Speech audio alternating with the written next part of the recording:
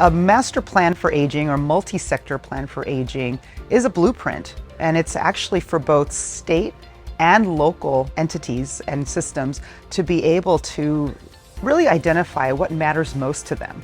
At a state level, we actually think it's critically important to have a local MPA because you want to really address the needs, the wants, and preferences of older adults in their communities.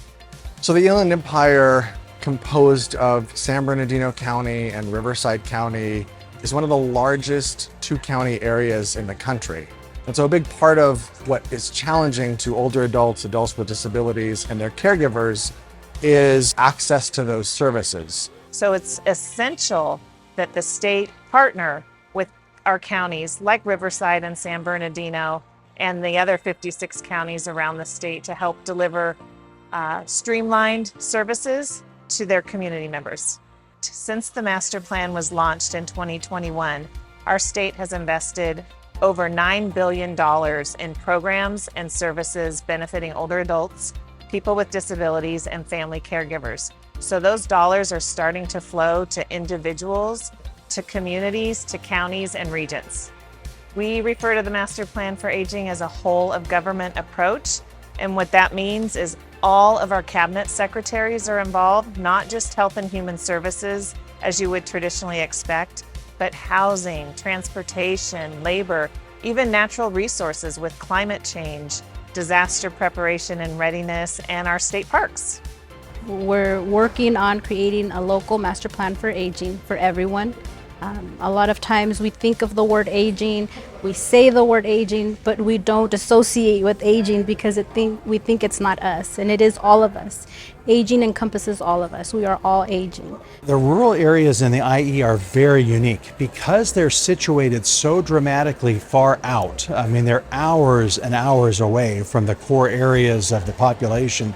You have some unique challenges because you have providers that don't actually travel out there like you do in some areas. So in Riverside and San Bernardino counties, it's important that we collaborate and address the master plan for aging.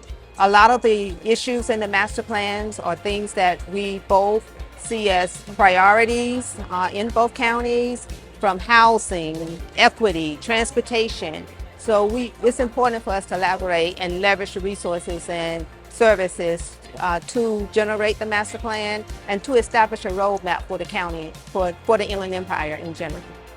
And I remember going on to the state website and seeing a chart or a picture of California, and it had all the counties and they were all different colors. And the chart was of expected population growth of Californians 60 years old and older from 2010 to 2060. And lots of California counties clearly had a lot of work in front of them. 150% growth, 200% growth, 300% growth. But I remember that the Inland Empire, San Bernardino and Riverside counties, stood out as the darkest red because the expected growth of that population was 700%. When I would put that in my research or my justification for more staff, I was regularly asked, okay, that's gotta be a typo, right? And it wasn't a typo. So when Sharon says our season is now, she means it. We all mean it, and we all feel the weight and the pride in the work that we do and get to do. We want people to know that the Master Plan for Aging is a roadmap for aging well. That's the term that we've been using, aging well. This master plan is going to help us to plan, to gather more stakeholder input and put something in place that's going to be meaningful for our folks. We're going to gather stakeholders, we're going to gather leaders together and really identify what the needs are, what the gaps are, and then put them into a plan that'll really help to ensure that we can implement this in the near future. It's nice to see everyone. So today I have the pleasure of presenting the methods for and our findings from our needs assessment.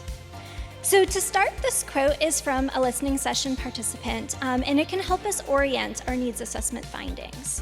When discussing extending life, it's important to discuss quality of life. Many of the themes and findings that we're going to review focus on quality of life as one ages. We're ready. How many are ready to get involved in here? Wow, that's fantastic. You know, we need you to do 3 things. We need you to look at what we've done, see if something's missing, if you have recommendations of your own, and whatever you've learned from the people that you serve. We're going to start with a panel discussion up here. And so I want to introduce what is a very distinguished panel of folks, experts in this space, folks who have been working in this space in different capacities for a very long time. So 7 panelists. I hope that you heard 7 calls to action in there. So please, another very warm welcome and thanks to our panelists.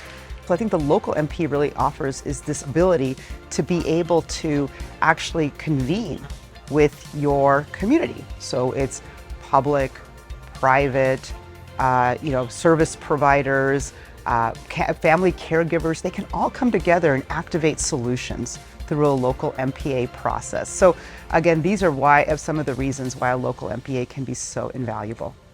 And I'm inspired every time I visit the Inland Empire by your true collaboration and commitment to older adults, people with disabilities, and family caregivers. I'm really impressed by how you work together as 2 large counties serving huge geographies and so many diverse residents that you're able over and over, no matter the topic, to find common ground. So thank you. I'm proud to represent you in Sacramento and to work with you here locally, and I'm glad to join you today. Thank you so much.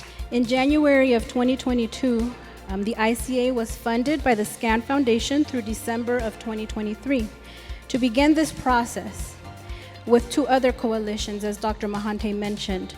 The Disability Action Network, serving Shasta, Butte, and Glenn counties, as well as Central Valley LTSS Coalition, which is serving Kings and Tulare counties.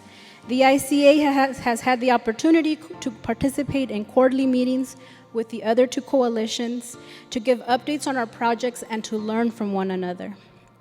Additionally, we've presented our progress alongside of the SCAN Foundation nationwide to other organizations interested in learning about our methods and potentially replicating our efforts. In May of 2023, the Inland Coalition on Aging was funded by the California Department on Aging to further our efforts through March of 2025, along with 14 other collaboratives across the state. So again, number 1, we want to hear from you. You can send your feedback to info@icaging.org.